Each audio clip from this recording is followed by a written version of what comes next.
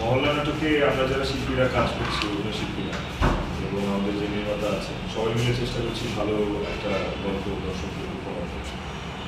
সেক্ষেত্রে এই যে মহল্লার গল্প, আমাদের তো আসলে মহল্লায় অনেকের অনেক স্মৃতি আছে, তারা 90 দশকের তাদের প্রচুর স্মৃতি আছে, কিন্তু যারা আসলে দর্শকরা নাটকটা দেখে তাদের সাথে কি সেই স্মৃতির জায়গায় রিলেট করার জায়গাটা খুঁজে পাবে কিনা একজন শিল্পী হিসেবে?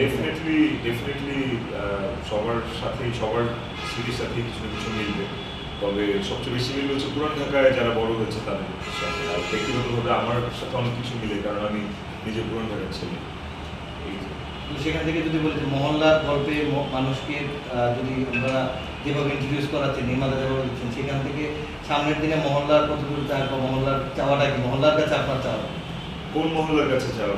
এই যে আপনাদের সহকর্মী সহ মহল্লা, ইন্ডাস্ট্রি না এই যে আপনাদের এই নাটকের মহল্লাটাই বলেন, ইন্ডাস্ট্রি তার না যাবে বড় নাটক এই নাটকের মহল্লার কাছে চাওয়া এটাই যেন সবাই ঠিকঠাক করে